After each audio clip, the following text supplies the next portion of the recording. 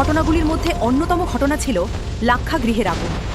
হস্তিনাপুরের রাজপ্রাসাদে তখন ধীরে ধীরে জন্ম নিচ্ছিল এক ভয়ঙ্কর ষড়যন্ত্র। রাজ্যের মানুষ ভালোবাসত পাণ্ডবদের। যুধিষ্ঠিরের ন্যায়পরায়ণতা, ভীমের অসীম শক্তি আর অর্জুনের অতুলনীয় বীরত্ব সবাইকে মুগ্ধ করেছিল। কিন্তু এই জনপ্রিয়তাই হয়ে উঠেছিল তাদের সবচেয়ে বড় বিপদ। দুর্যোধন বুঝতে পেরেছিল, যদি এভাবেই চলতে থাকে তাহলে একদিন হস্তিনাপুরের সিংহাসন তার হাতছাড়া হয়ে যাবে। আর সেই ভয় থেকেই শুরু হলো এক ভয়ঙ্কর পরিকল্পনা। শকুনি মামার কুটিল বুদ্ধিতে দুর্যোধন তৈরি করল এক ভয়ঙ্কর পরিকল্পনা। পাণ্ডবদের জন্য বানানো হলো এক বিশাল প্রাসাদ, যা বাইরে থেকে ছিল অত্যন্ত সুন্দর, কিন্তু ভিতরে লুকিয়েছিল মৃত্যু।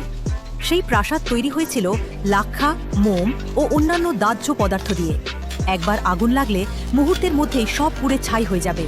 দুর্যোধন কৌশলে পঞ্চপাণ্ডব ও কুন্তিকে সেখানে থাকার আমন্ত্রণ জানায়। কিছুই বুঝতে না পেরে তারা সেই প্রাসাদে গিয়ে উঠলেন। কিন্তু বিদুর বুঝতে পেরেছিলেন এই ভয়ঙ্কর চক্রান্ত। তিনি গোপনে যুধিষ্ঠিরকে সাবধান করে দেন, এমনকি প্রাসাদের নিচে তৈরি করিয়ে দেন একটি গোপন সুড়ঙ্গ। একদিন রাতে দুর্যোধনের অনুচররা প্রাসাদের চারদিকে আগুন ধরিয়ে দিল। প্রথমে ছোট ছোট শিখা, তারপর মুহূর্তের মধ্যেই আগুন ভয়ঙ্কর রূপ নিল। দাউ দাউ করে জ্বলতে লাগলো পুরো লাক্ষাগৃহ। আগুনের লেলিহান শিখা আকাশ ছুঁতে লাগলো।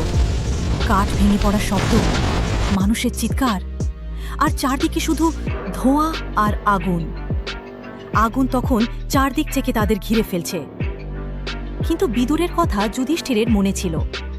প্রাসাদের ভিতরের এক গোপন জায়গা সরিয়ে বের করা হলো সেই লুকানো সুড়ঙ্গ পথ। এক এক করে সবাই সেই অন্ধকার সুড়ঙ্গের ভিতরে ঢুকে পড়লেন। সুড়ঙ্গের ভিতর ছিল ঘন অন্ধকার। অর্জুন হাতে মশাল নিয়ে সামনে পথ দেখাচ্ছিল। উপরে তখনও শোনা যাচ্ছিল আগুনে ভেঙে পড়া প্রাসাদের ভয়ঙ্কর শব্দ। কুন্তির মুখে ছিল ভয়, কিন্তু চোখে ছিল বেঁচে থাকার আশা।